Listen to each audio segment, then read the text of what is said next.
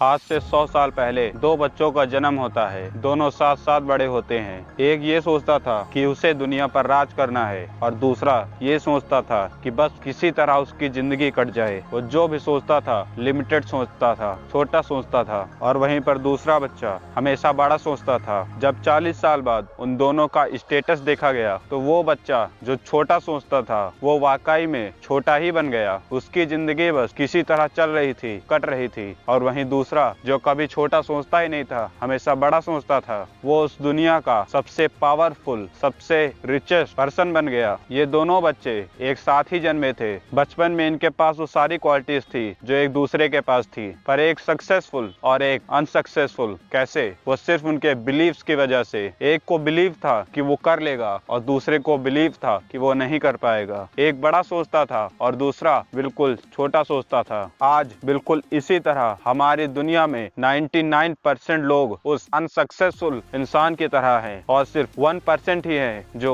Successful हैं। ये ratio भी है सिर्फ उनके बिलीफ सिस्टम की वजह से, उनके छोटे सोचने की वजह से, उनके बड़े सोचने की वजह से। आप सोचिए, बारिश हो रही है और आप स्पून लेकर बारिश में उसे भरने के लिए जाते हैं तो बारिश में स्पून ही भरेगा। और अगर आप कोई मग लेकर जाते हैं तो मग भरेगा। अगर आप बकेट लेकर जाते हैं तो बकेट भरेगी। डिसाइड आपको करना है कि आपको क्या लेकर जाना है, एक चम्मच या एक पानी का बड़ा टैंकर। लोग एक्सपेंसिव चीजें नहीं खरीद पाते, एक्सपेंसिव जगहों पर नहीं जा पाते, समझ में आता है, पर छोटा की सोचते हैं। अगर सोचना ही है तो बड़ा सोचो, सोचने के पैसे नहीं लगते। तो आखिर लोग छोटा सोचते ही क्यों हैं? वो बड़ा सोच क्यों नहीं पाते? उसका सिर्फ एक रीजन है, फियर, डर। लोग डरते हैं दुनिया से, समाज से, उस दुनिया समाज से, उन लोगों से जो उनके कुछ लगते भी नहीं, जो शायद उनके एक्सीडेंट होने पर उनकी हेल्प के लिए भी ना आए, उनके मरने पर उनको कंधा देने के लिए भी ना आए। उस डर से तो अच्छा ही है कि इंसान ऐसे ही मर जाए, क्योंकि तुमको जन्म तुम्हारे पेरेंट्स ने दिया, पाला तुमको उन्होंने, और तुम डरते हो समाज के लोगों से, उन लोगों से जिन्होंने हमेशा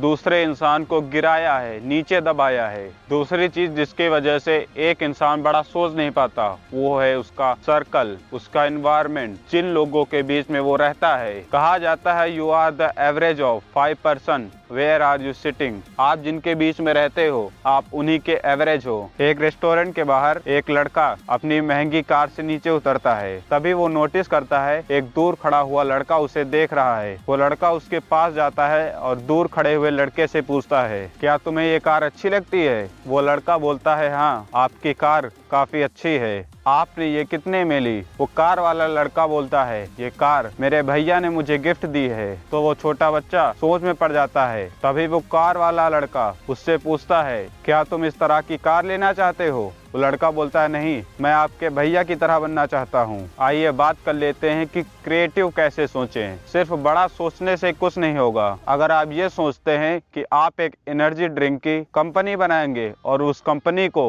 दुनिया की सबसे बड़ी कंपनी में बदल देंगे, तो वो सिर्फ बड़ा सोचने से नहीं होगा, क्रिएटिव सोचने से होगा। रेड बुल से पहले भी मार्केट में एनर्जी ड्रिंक्स थी, पर वो मार्केट में आई और सबसे बड़ा ब्रांड बन गई, सिर्फ उसकी मार्केटिंग की वजह से, यूनिक मार्केटिंग की वजह से, क्रिएटिव सोचने की वजह से। तो आइए जान लेते हैं कि आप क्रिएटिव कैसे सोच सकते हैं। हर इंसान कहीं ना कहीं क्रिएटिव होता है, बस बात है उसको पहचानता कौन पहले है। क्रिएटिव बनने के लिए आप जो भी काम करें उसको दुनिया से हट कर कीजिए। अगर दुनिया वाले उस काम को एक ही तरह से कर रहे हैं तो आप उस काम को करने के तरीके को बदल के काम कीजिए। क्रिएटिव थिंकिंग एक रात में डेवलप नहीं हो सकती, उसके लिए टाइम लगता है। जब तक आपको खुद पर यह बिलीव नहीं होगा कि आप कर सकते हैं, तब तक आप बड़ा नहीं सोच सकते। इसीलिए खुद पर बिलीव रखिए कि आप कर लेंगे। जितने भी महान लोग हुए हैं उन्होंने बड़ा सोचा और खुद पर बिलीव रखा कि वो कर लेंगे,